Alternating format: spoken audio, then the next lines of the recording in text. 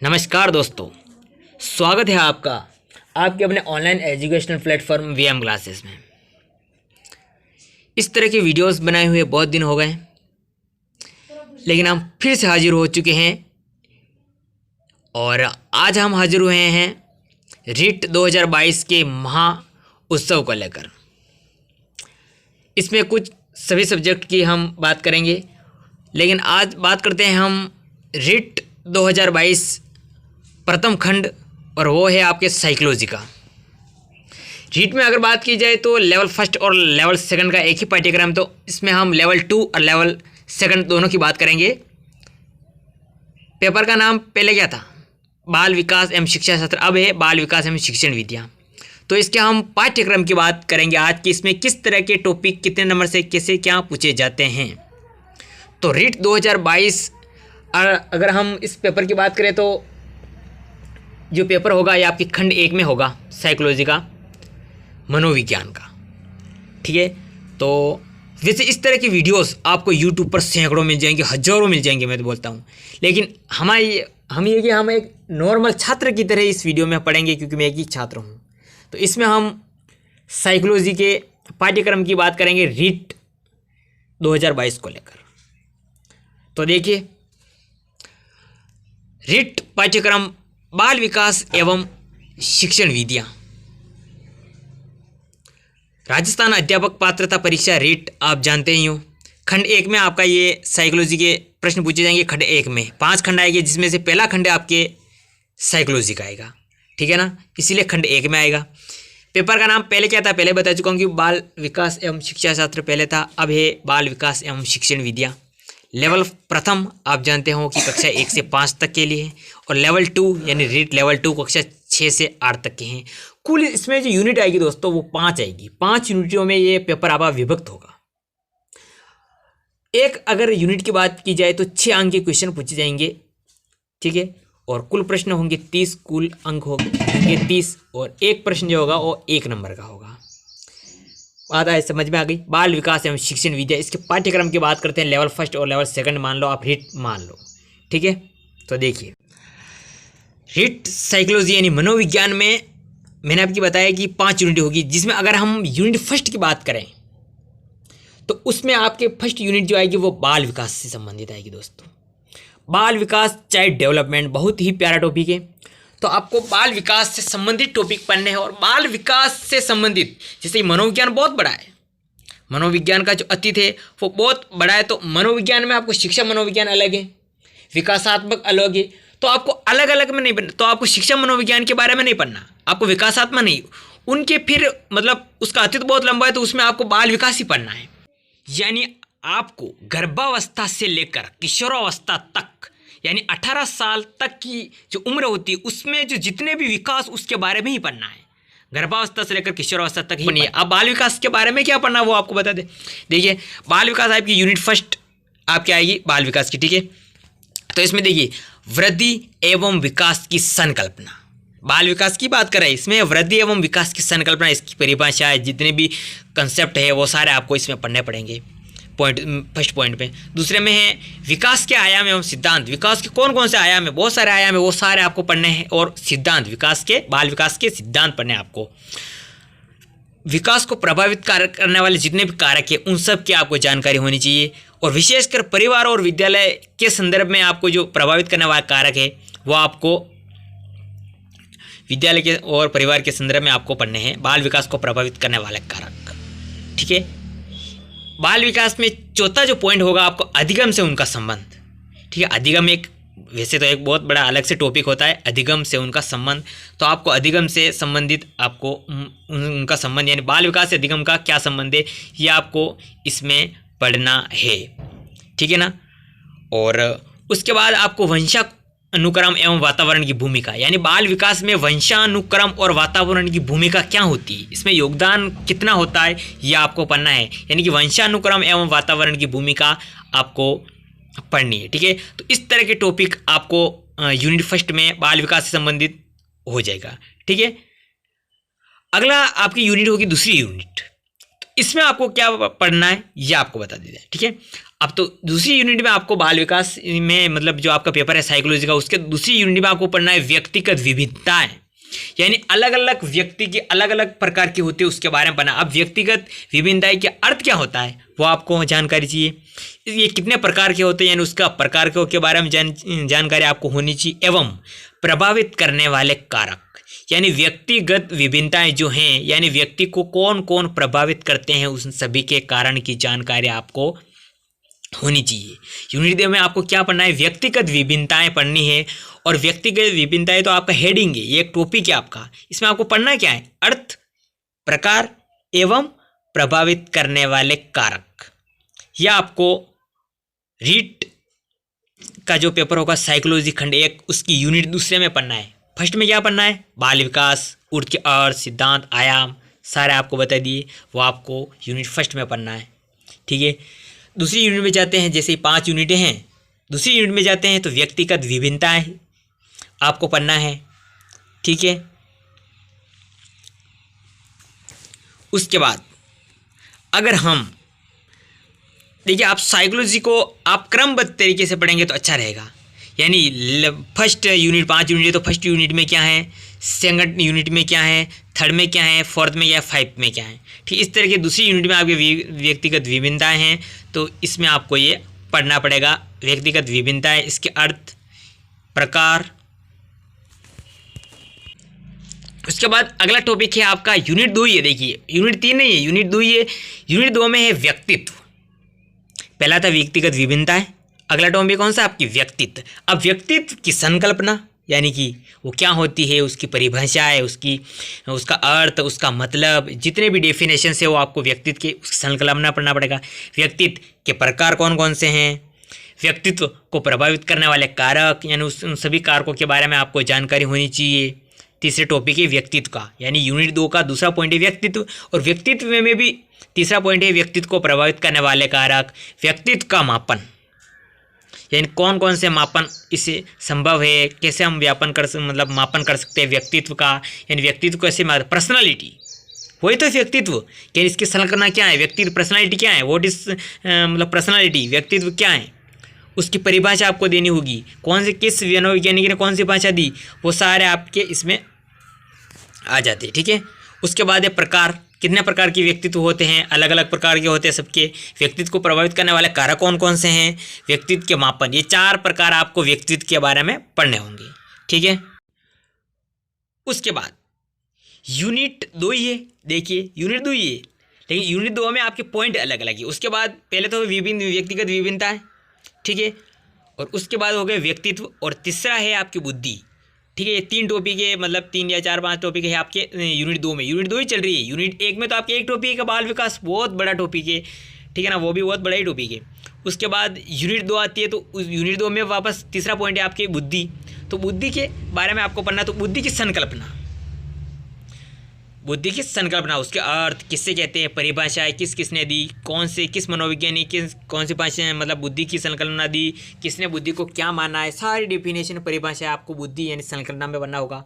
सिद्धांत, किस मनोवैज्ञानिक ने बुद्धि का कौन सा सिद्धांत दिया, या इस मनोवैज्ञानिक बुद्धि का यह सिद्धांत किसने दिया, ये जितने सिद्धांत है बुद्धि के वो आपको पढ़ने पड़ेंगे। उसके बाद बुद्धि का मापन के बारे में पढ़ना पड़ेगा, यानी कि इसके मापे कैसे जा सकते हैं, जितने भी मापन होते हैं बुद्धि के वो आपको सारे पढ़ने पड़ेंगे। बहुबुद्धि सिद्धांत किसने दिया, कौन कौन से हैं, कौन कौन सी परिभाषा, सारी जानकारी आपको बहुबुद्धि सिद्धांत में पढ़ने पड़ेंगे बुद्धि के टॉपिक में। इसके निहितार्थ, इसके बारे में जानकारी, इसके निहित कौन कौन से हैं, इसके बारे में आपको बुद्धि की संकल्पना के बारे में आपको आपको इसकी जानकारी होनी चाहिए। ठीक है, यूनिट 2 है। अब देखिए यूनिट 3, अब यहाँ पर आती है आपकी यूनिट 3। यूनिट 1 पूरी हो गई, आपको बता दिया उसमें क्या क्या है। एक टॉपिक है बाल विकास, उसके बारे में उसके सिद्धांत जितने भी वो आप देख लेंगे। यूनिट 2 आती है जिसमें आपके 3 टॉपिक जुड़े हुए, व्यक्तित्व उसके बारे में, व्यक्तित्व के बारे में, बुद्धि के बारे में और व्यक्तिगत विभिन्नताओं के बारे में यूनिट 2 में आपके जुड़े। उसके बाद है यूनिट नंबर 3। देखिए विविध अधिगमकर्ताओं की समझ, यानी विविध यानी बहुत प्रकार के। अधिगम ये का मतलब होता है सीखना और करता हो, यानी सीखने के बारे में जितने भी मतलब सीखने के जितने भी लोग होते हैं उनके बारे में आपको यूनिट नंबर 3 में पढ़ना। तो यूनिट नंबर 3 में आपको विविध अधिगमाओं की समझ, उनके बारे में। अब इनमें भी टॉपिक किस में पढ़ने देगी, पिछड़े बालकों के बारे में पढ़ना आपको, विमंदित इसके बारे में पढ़ना आपको, प्रतिभाशाली बच्चे की योग्यताएं विशेषताएं आपको पढ़नी है, सृजनशील के बारे में, अलाभान्वित वंचित यानी जो लाभ से रह जाते हैं, अलाभान्वित वंचित जो लोग बच्चे होते हैं उनके बारे में पढ़ना है, विशेष आवश्यकता वाले बच्चे यानी जितने भी होते हैं मतलब जो निःशक्तजन होते हैं, विशेष आवश्यकता निःशक्तजन, विकलांग, बहरे, मंदबुद्धि, जितने भी लोग विशेष आवश्यकता वाले हैं इनके बारे में क्या करना चाहिए आप बच्चों को पढ़ाएंगे। तो ऐसे आपकी कक्षा में लोग होंगे उनको आप कैसे पढ़ाएंगे, इस सारे आपको। एवं अधिगम अक्षमता युक्त बच्चे, यानी अधिगम का मतलब होता है जो नहीं मतलब समझना, और अक्षमता यानी जो समझ नहीं सकते युक्त बच्चे, उनको आप कैसे पढ़ाएंगे उनके बारे में। यानी पीछे विलंबित, प्रतिभाशाली, सृजनशील, अलाभान्वित वंचित, विशेष आवश्यकता वाले बच्चे एवं अधिगम अक्षमता युक्त बच्चे, इनके बारे में, इनकी सारी परिभाषाएं, इनको कैसे कैसे मापा जाए, इन सब की जानकारी आपको होनी चाहिए। ये आपका विविध अधिगम का जो समझ है ये यूनिट नंबर 3 में आपके जोड़ा गया है। तो आपको यूनिट नंबर 3 में विविध अधिगमकर्ताओं की समझ पढ़ना होगा, और उसमें ये सारे जो टॉपिक दिए हुए हैं या आपके इनके बारे में, इनकी परिभाषा, इनके बारे में आपको जानकारी होनी चाहिए। यूनिट 3 का ही अगला टॉपिक है अधिगम में आने वाली कठिनाइयाँ। ठीक है, यूनिट 3 यानी कि अधिगम के आने वाली यानी सीखने में जो आपको कठिनाइयाँ आती है वो सारे और उनके उपाय।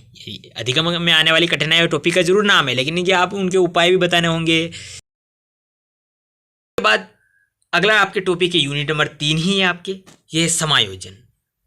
अब समायोजन में आपको क्या पढ़ना है, समायोजन की संकल्पना पढ़नी है, यानी इसके अर्थ, डेफिनेशन सारे क्या होते हैं, इसकी सारी जानकारी आपको समायोजन यानी संकल्पना में देनी है। समायोजन के तरीके, कौन कौन से तरीके जिसे समायोजन किया जा सके। ठीक है, अगला होता है अध्यापक की भूमिका, यानी समायोजन में अध्यापक की क्या भूमिका है वो आपको यूनिट नंबर 3 के समायोजन जो है उसके तीसरे पॉइंट में पढ़ना है। ठीक है, अब देखिए चौथी आपके यूनिट है बहुत, जिस तरह से यूनिट नंबर 1 है आपके बाल विकास बहुत बड़ी, उसी तरह में यूनिट नंबर 4 भी है आपके अधिगम। इसका क्या नाम है, अधिगम। आपके जिस तरह बाल विकास आपके यूनिट नंबर 1 में नाम है, उसी तरह यूनिट नंबर 4 का नाम है आपके अधिगम। ठीक है, अब अधिगम के बारे में आपको सारी जानकारी होनी है, बहुत बड़ा टॉपिक है ये, 2 टॉपिक बहुत बड़े, बाल विकास और अधिगम। अब अधिगम के बारे में आपको क्या पढ़ना है, यूनिट नंबर 4 आ गई। ठीक है, आपके यूनिट 4 में आपके अधिगम। अब अधिगम के अर्थ, संकल्पना, डेफिनेशंस, मतलब अर्थ के बारे में अधिगम क्या होते हैं और उसकी परिभाषा क्या है आपको पढ़नी है। उसके बाद आती है अधिगम की संकल्पना, यानी इसकी संकल्पना क्या है, परिभाषा कौन कौन सी है, किस मनोविज्ञान ने अधिगम की कौन सी परिभाषा दी है, वो सारी पढ़नी है आपको।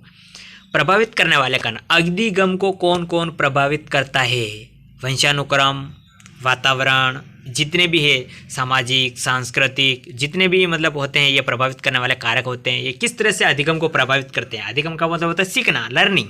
तो लर्निंग को कौन कौन प्रभावित करते हैं ये आपको यूनिट नंबर 4 में पढ़ना है, यानी कि अधिगम टॉपिक को पढ़ना है यूनिट नंबर 4 में आपको। तो इसके अर्थ को, संकल्पना को और प्रभावित करने वाले कारक को आपको पढ़ना है। ठीक है, अब है अधिगम के सिद्धांत। अधिगम के कौन कौन से सिद्धांत है, बहुत सारे सिद्धांत अधिगम के। किस अधिगम ने कौन से मतलब किस अधिगमकर्ता ने कौन सा सिद्धांत दिया, किस मनोविज्ञान ने कौन सा सिद्धांत दिया, ये वाला सिद्धांत किसने। जिस तरह बाल विकास के सिद्धांत इस तरह अधिगम के भी सिद्धांत है, तो कौन सा सिद्धांत किसने दिया है, सारे आपको मतलब अधिगम के सिद्धांत पढ़ने हैं। अधिगम के निहितार्थ, यानी इसके जो निहितार्थ है वो कौन कौन से है वो आपको पढ़ने हैं। ठीक है, अर्थ, संकल्पना, प्रभावित करने वाले कारक, सिद्धांत, इसके निहितार्थ, ये सारे पढ़ने हैं।